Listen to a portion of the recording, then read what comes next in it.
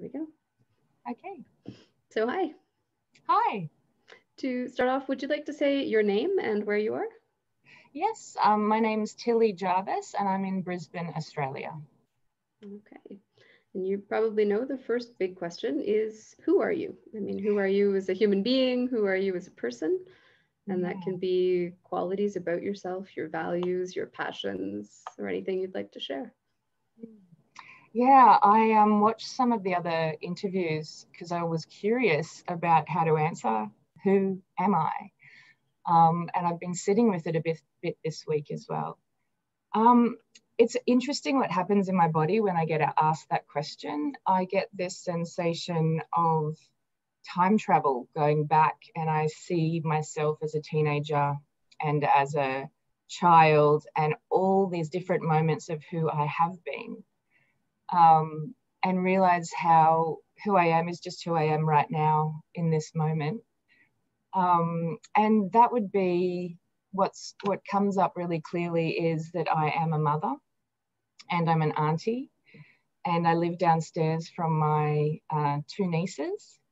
And a big part of my day when I'm home is spending time in that role of auntie and mother, and how comfortable I feel in that role and how much I get from watching little people explore and grow and wonder. And I think that also speaks to who I am in terms of I can spend a long time outside, you know, playing in the grass with the trees and the leaves and the kids. And there's something as I've got older that I've realized that I get a lot out of sitting in nature and just being in nature. And I think part of Gestalt therapy has really honed in that idea of being mindful and being present and in the moment, and how much joy that brings me and how much joy that brings being with children as well. In terms of what I do, I'm currently working with children and families who are involved with the child safety system. So I spend time with children and parents, and the experience alone of being connected to that system.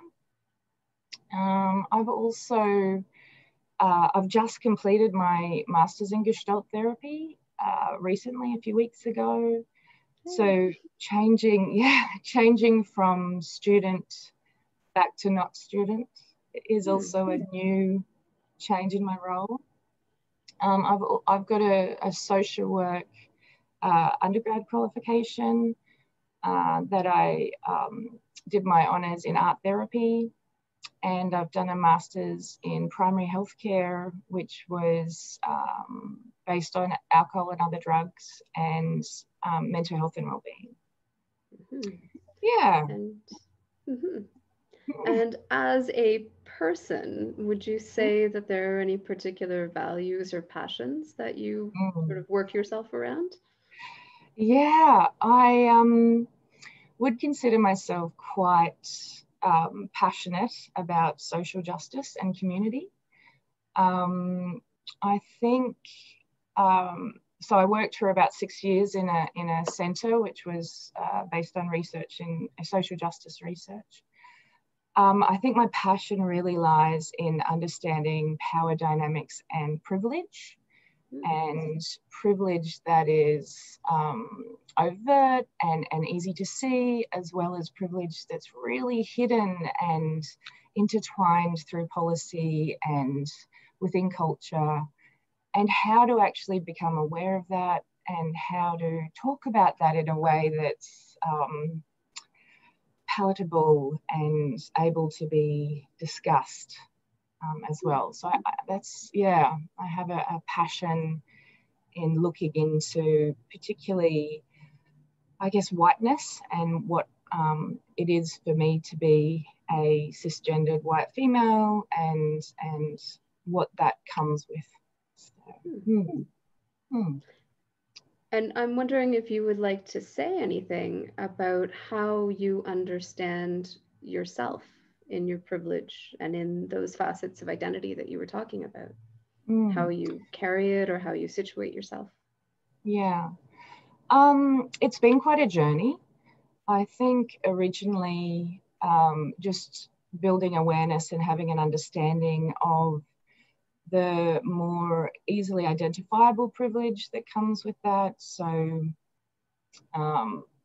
things like walking into a shop and walking through, I always find it when I'm in a department store, a big department store, and a lot of the imagery, the makeup, the advertising is directed to someone that identifies as me. So I'm overrepresented almost everywhere I go. And just that feeling and knowledge that that's happening. The way that I'm treated when I walk into stores or go through the airport, or I'm often ushered through so that I don't have to wait in line, or I'm served quite quickly, or so I feel this privilege wherever I go, that when I'm with other people and my friends and family that are not as overtly white, it becomes really aware that there is that difference there. And so I feel really passionate about that. And there are a lot of institutions and a lot of policies that are written without the understanding of the experience of being white. The experience of being white is often seen as universal and something to compare to for others. And just the awareness of that, and how over time, originally, I had a lot of guilt in that. And I was very, I just found it very hard to sit with. And then how over time, having a different role, or feeling that actually having more understanding of this and coming up with ways to actually talk to other people about it was the new sort of place that I found myself there. And I think with Gestalt therapy and the understanding of sitting with difference and being able to have very different views from other people on what privilege is, but still to be able to sit and have that conversation and have a safe space for that conversation. That's where my passion lies at the moment. Okay, thank you. So another question is a little bit sort of about your historical self that you were talking about right at the very beginning. And I'm wondering what comes to mind as an event or as a set of circumstances in your life that have really shaped you in some way. Oh, I get excited when I get asked that question. Not that I've got a beautiful answer yet. It will come hopefully. But you don't get asked a question like that often in life. So I feel privileged right now. I think for me, the one that's coming through for me is when I was about 7 or 8. And I was living in Germany. I moved a lot as a child, and I got to see lots of different ways that you can live life, and how when you're in that particular moment, the idea of what is, I don't like the word normal, but the idea of what is seen as normal depends on the group that you happen to be with at the time, and how that awareness isn't always there. I remember I was going to an international school in Germany, and the diversity of people at that school, I haven't been in such a diverse environment before. So you had someone who was in the royal family who had a guard with them in the playground, and you had everyone in the middle, and then you also had people that didn't have snow gear and who used plastic bags to ride down the hills with the other kids. And just as a young person, really trying to come to terms with that difference, and how we all go to the same school, but there was a big difference in how the kids were treated. And I had 2 friends in particular. One had a nanny that whenever we went to her house, the nanny was given some money and we were taken out to a playground and we could get what we wanted. But I can't remember ever meeting her parents. And she had every toy, every My Little Pony. I wanted all the My Little Ponies too. I thought it was amazing. But then I had another friend who lived with her mother and her sister in a really small unit. But whenever I went to her house, it was this rich family environment, and everyone would help cook, everyone would help clean up, we'd all chat and eat together, and it was so warm. And I remember that having such a big impression on me as a kid, just thinking, there are all these different ways of living and all these different roles, and it really is more about the community and the family and the relationships and the togetherness that meant something to me. Yeah, and that's never left me, that sensation. The importance of the genuine relationship. Oh, that's very clear, the way that you describe it. Yeah, okay. So I'm also wondering who you met in the course of your life, if there's a particular person who's influenced you significantly. And this can be, you know, professionally, personally, gestaltally, however you'd like. I'm going to say two, but just one briefly, if that's okay. When I was about, I would have been a pre-teen, early teen. Do I use names here? I do. It depends what you're going to say about them. If it's a nice person, yes, absolutely, please. So there's two. So Julie Stiles would be the first one. I haven't seen her since I was a child. And she was the first person I met that gave my difference permission to be. So I was always called, when I was younger, a bit of a dreamer. My nickname was Space Cadet from the other kids. I generally can very easily get consumed in, as I said, nature, the leaves, the trees. I can stare at crabs on the beach, ants. I just find it fascinating. And we used to go bushwalking quite a bit. And we were walking over a creek, and she asked me to look down into the creek and said, "What do you see?" And I said, "Oh, I see the water, I see the leaves, I see the pebbles." And she goes, "How do you know? How do you know that they're not diamonds or gems, or how do you know it's not ice or glass?" And I remember as a kid being fascinated by this idea that I assume I see that because that's what I've seen before. But what if I look at it and say, I look at this with wonder and not necessarily knowing what it is, and just to check in with that. And I remember as a preteen thinking, yeah, why is it that way just because I've been told it's that way before? And I've just thought, if that's always been there as I've grown. And the other person would be someone who I'm present with now, who is Linda Conyard. I've known Linda for 4 years now. And she's a Gestalt therapist in Brisbane. And what Linda's taught me or given me is permission to be still, permission to take time in a moment, and permission to be silent. And saying that out loud now, it seems, yeah, we have permission to be silent and still and take up space. But before I met her, I found silence really uncomfortable. And she was the first person that we sat together for almost an hour and didn't say anything. We just looked around the room. And that, I'll never forget that moment. The permission to just be in space together. And that's affected me professionally and personally. I also bring that into my sessions with clients as well, I'll often say, hey, just take a moment before you respond. You can take up a bit of space. You can take up a moment just to be. Yeah, and that's had quite a profound difference on who I am personally as well.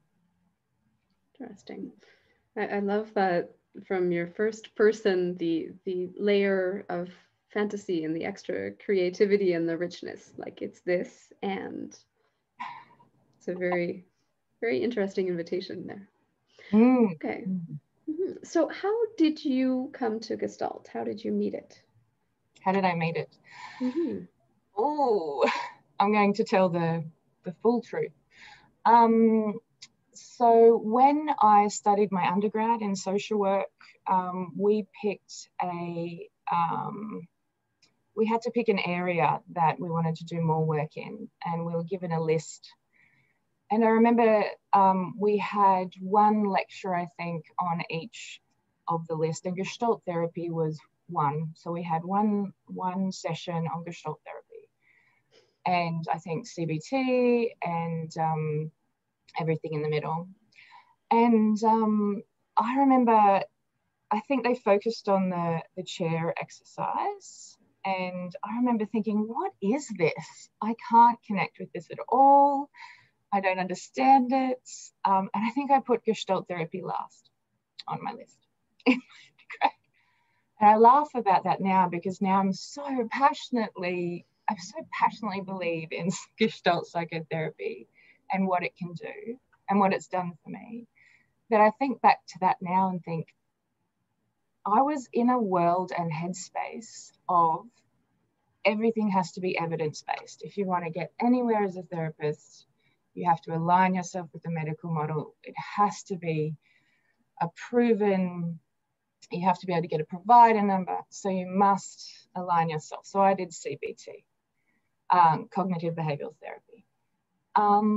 And I worked in cognitive behavioral therapy up until I met two Gestalt therapists who were also psychologists in a job that I just took part-time while my babies were young. And they kept saying to me, you work like a Gestalt therapist. And I said, what does that mean? And I would almost harass them a bit and say, you've got to explain to me more what you mean. But they wouldn't. They said, it's too big to explain. You need to go and do Gestalt therapy. And I think it took me 3 or 4 goes going to, so at Gestalt Therapy Brisbane, they have an info night on a Friday night at the beginning of the year before you start the course. I think I went to about 3 of those before I actually enrolled. I just really needed to feel into it. And I think I didn't have permission to do something that, in my experience up until that point, wasn't evidence-based. It wasn't within the world that I'd known. But what really helped me step over the line was that what I'd done so far wasn't working. It just didn't seem to be doing. It sometimes looked okay on paper. That's beautiful. There's evidence that it doesn't work. Just honestly, the work I was doing, there was something really obvious missing, and I just couldn't put a finger on it. And then I started Gestalt. And then working with 2 Gestalt therapists as well gave me this amazing opportunity to talk about what I was learning and to immerse myself in the concepts and to talk about how we're working with people. So I feel really lucky to have been placed in that situation. And from what is it that you found? What is it that was missing and that you found in Gestalt? What attracted you and kept you there? I may not get the words right, but I'll do my best. I felt like I was an imposter. So I felt like I was an imposter offering therapy with people, and it felt like there was a disconnect. and that I was placed as professional, and that didn't work for me because I had this belief that the person sitting in front of me was the master of their own life. They had an understanding of who they were, and with the skills and knowledge that I had to that point, which was 2 degrees, the connection just wasn't there. I was being held back. There were rules about what I could say, how much I could offer of myself. So Gestalt therapy gave me the permission to be genuine, to be authentic, to offer myself in service of what was happening, and to have a relationship with the person sitting in front of me. There was such a limitation of, I am this role, you are that role. And then when we walk out of the room, there's a different world. Gestalt therapy was, let's practice here together in a genuine way what happens out there. And this is a mini experiment of how we live life and how you live life and who we are together in this unique moment. And there was permission to be clunky and nervous and not quite get the words right and make mistakes and have off days and come to the room, whoever you were in that moment. And that was okay. And I think the sensation of being able to be who you are genuinely in that moment. Again, I keep using the word permission today, but that seems to be figural. Yeah. And once I was able to be genuine and authentic in the complex entirety of that, that's when people started to talk about movement in their lives and what was happening, which I hadn't seen previously in the work I was doing. Okay, that's interesting. And how would you say that the Gestalt experiences that you've had so far have affected you as a person? So in terms of my own therapy, in Gestalt therapy? Well, your therapy or your learning or your experience as a therapist. I mean, just how has it affected you as a person? Yeah, I am going to go with how it's working with a Gestalt therapist on my own work, because I think that's also then really impacted on how I work with clients as well. And mother as well. It's really enhanced my sense of mothering and auntying as well. So I think I became aware of how I do life and how I would not be aware that my child self was coming into the room, and I was giving my child self a lot of roles that my adult self needed to be taking. So I think one of the biggest learnings for me was spending the time and the space to ground myself, to give myself that time to lower the expectations on myself as well. So I am human, and my humanness is okay, and it can be part of what I'm doing, and it can be in the room. And it became about being, I can only be Tilly Jarvis, and to stop trying to not be Tilly Jarvis. And I think beautiful paradoxical theory, huh? Beautiful. And I had to be okay with who I was before my natural then next steps of wanting more.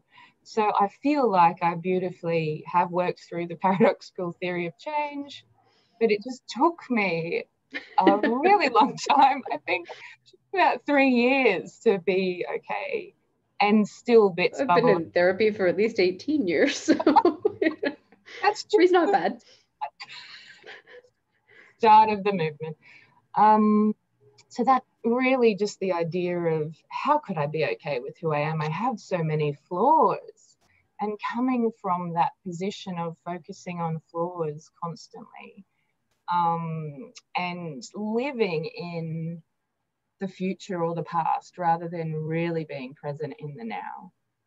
The absolute bliss and calmness of living in the now and in the present moment, and also being embodied. I don't think I understood what it was to be aware of my body either.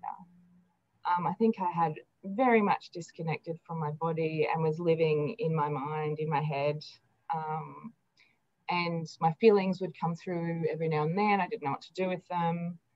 So just, again, spending that time, and that took years as well, being able to get back into my body and what that meant and what that felt like. And being able to listen to what's happening in my body. Okay, my heart is beating really fast right now, but that's because I'm doing something new, and that's totally okay.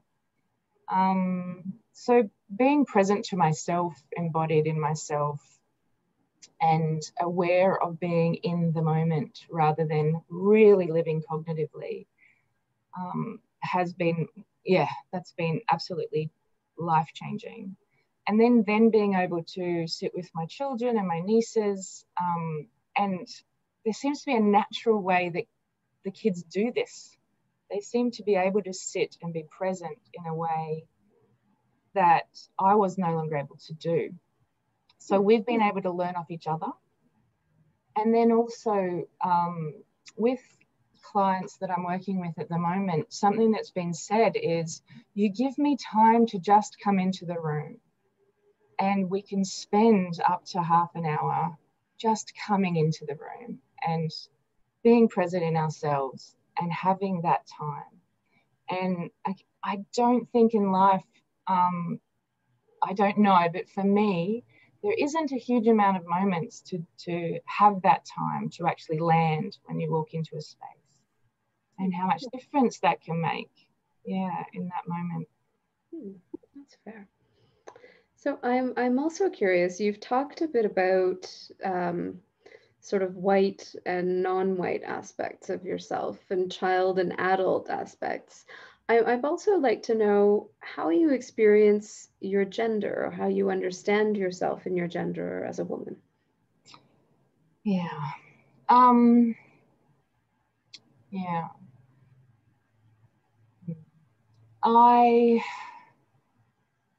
I struggle in this area a bit. It took me a little while to, put words to this as well. I find it difficult when I'm aware of situations, policies, when women are treated differently, or cis women are treated differently, and the binary idea of male, female, or genders, two genders, and that it's really hard to fit into that. Yet again, the imagery everywhere is that we have to fit into, or I have to fit into one or the other. I find that difficult. I also find it difficult that there is a lot of institutional discrimination that I see all around me. And I struggle because there is still a valid argument that's given back on why discrimination needs to be or has to occur. And I struggle with that. I'm finding this one difficult because I can't put names and words to it. I'm just curious what you mean by the argument that discrimination has to occur. It sounds like something that you're not advocating for. I'm just trying to understand what that argument sounds like when you run into it. Yeah. So, for example, if you have a cis male in a cis female environment where there are more women than men, I can find that, or an experience could be that you could get away with a lot more maybe negative behavior in that role because you would be told that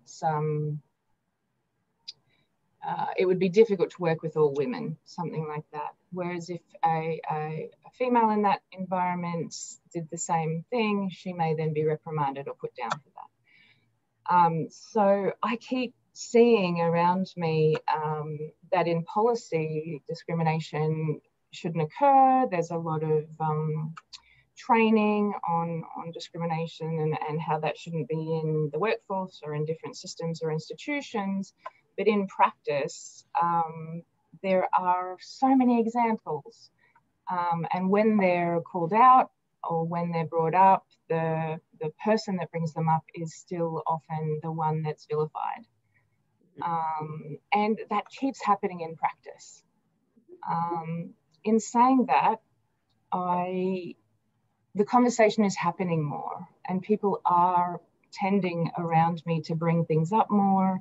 So I don't think that it's necessarily all negative, but I think there's a lot more conversation that needs to be had. And similarly to privilege, white privilege, how to have those conversations and how to feel comfortable having those conversations, for me, is where my passion lies. I'm sorry, that was a bit murky. That was a bit murky. It's interesting. I mean, I'm understanding it because some people have a very, very personal answer.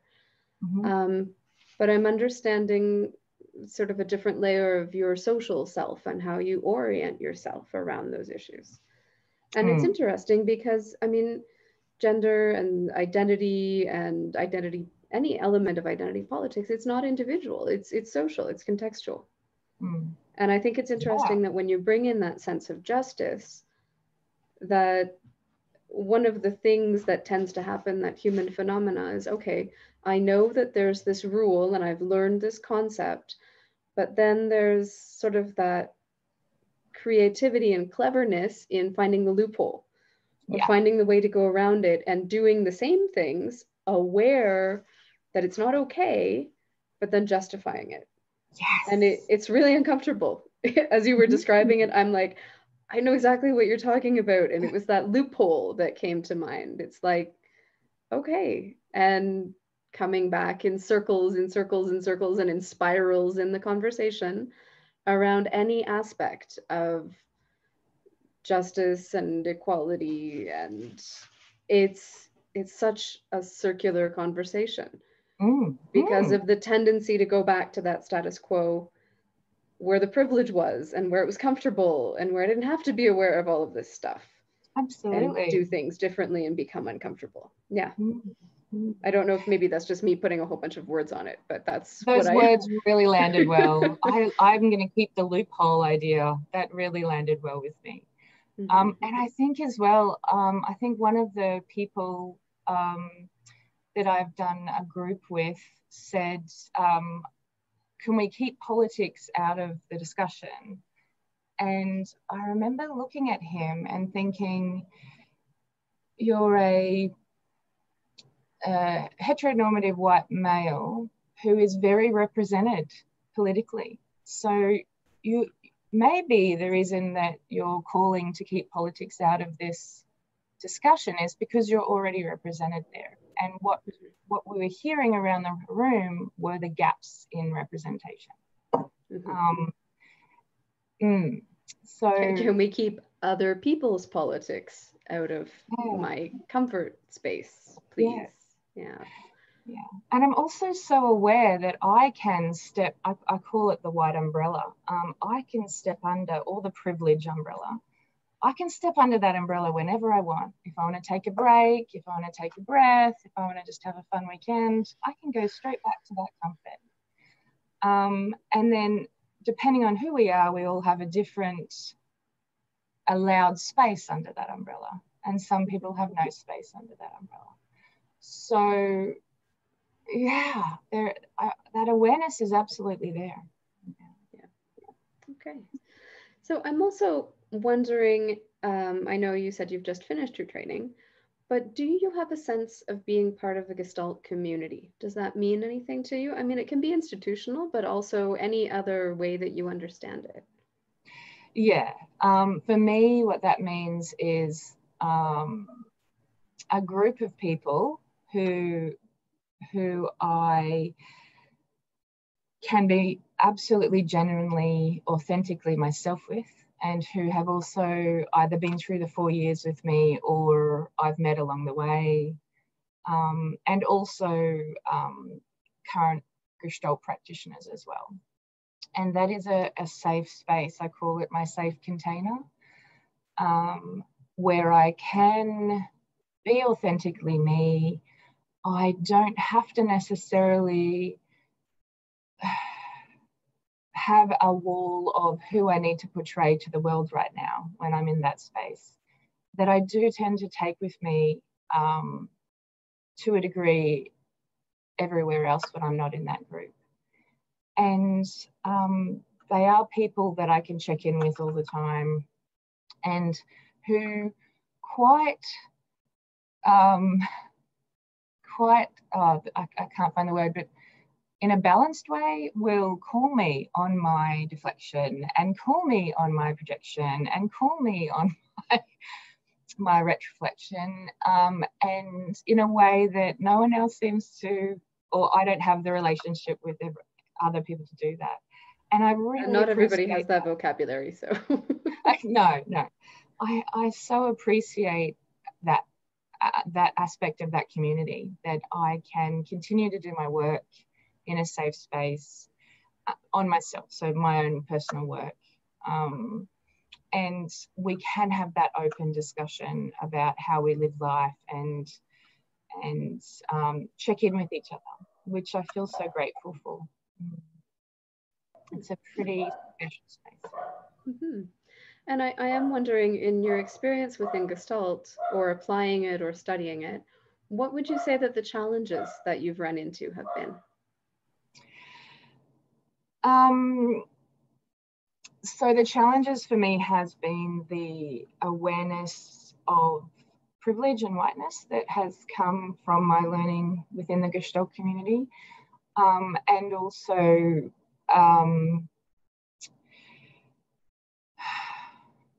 the focus on the dyad, or the smaller system, rather than I naturally sit in a more macro way of thinking, and wanting to really take this further into community work and to community development or community social justice, more externally to just that dyad or that small group learning. So for me, going through, I had this yearning for a bit more. I think in 4th year there was a bit more, and the Institute was hearing that side of what was missing. I guess contextually it's a difficult thing to put into a degree, and that you need to also learn other aspects. But I liked that you looked up to the side then, because like, it can be bad. It's difficult. It does exist. I mean, maybe you're also organizational, not just an individual clinical practitioner. Yeah. So I guess for me, that is absolutely where my passion lies. So what I was doing was just sort of accumulating other people with similar, more bigger movements, ideas, or that social justice space.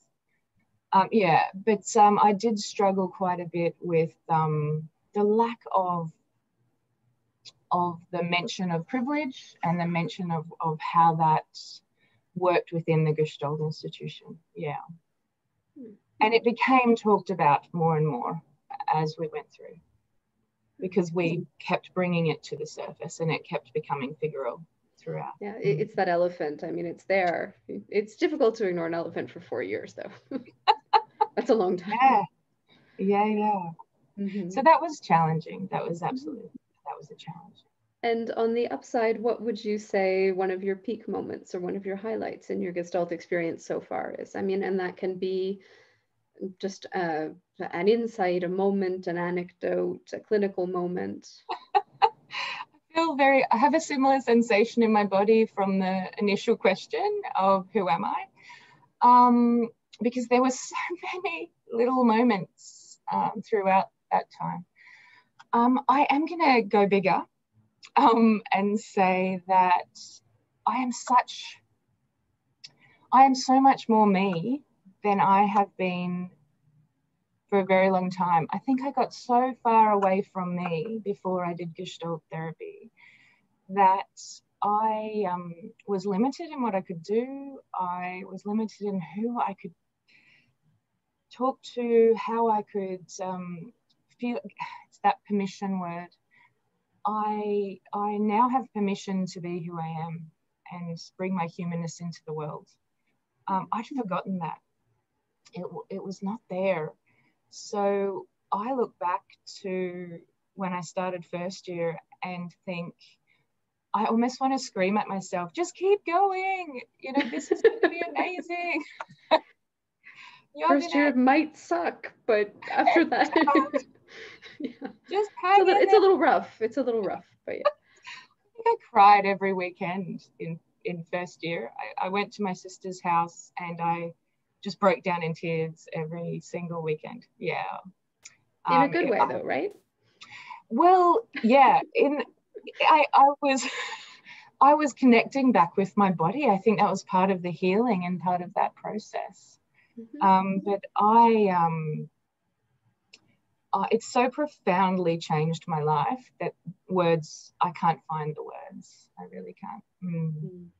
Okay. I do have one more question, which is how you would say, because you touched on it, I'd just like to hear a little bit more if you want to, about how it's affected you as a mother. Yeah. How has Gestalt come into your mothering? Yeah, for me as well, that is a really big part of this. I think being a mother, first-time mother of twins, I didn't know what I was doing. And I look back now and think it was very production line, you know, feed, play, blah, blah. And I look back and think I was not present. I was doing the motions. And although in terms of not having enough sleep, because I think they tag team sleeping when they were little, so it was a bit tough. But doing the things that had to be done, yes, but spending that moment just staring at the toy that the baby's trying to grab in that moment, and just really also being able to be in a vagal state or be in a state that's calm and taking that time to be in my body and present, and then seeing how that affects children and sitting with my child, and how my children just over my 4 years of study just calmed and laughed and sat and enjoyed and could just be and speak about the moment. Whereas I think I was so not present, not in my body, in my head, just trying to get through the day. Whereas now, the enjoyment of just having a chat and just playing with a leaf or a feather. I think we were playing with feathers yesterday. We're just twirling feathers. And yeah, just being genuinely together. It's had a big difference on how I am with them, but also how they are with me. I'm just smiling when you said, you know, having this calm, vagal state. There's a mother of twins across the street from my house. Yeah, it's really difficult to achieve that calm, vagal state based on the screams from the twins, from the mom, from the. It's a lot. I think this has come later. Yeah. I think the first 4 years I just existed. But it sounds like actually you're very compassionate with yourself when you say that, and I appreciate that as a mother. It's like, yeah, this is what I could give you guys. Here you go. This is all I could do.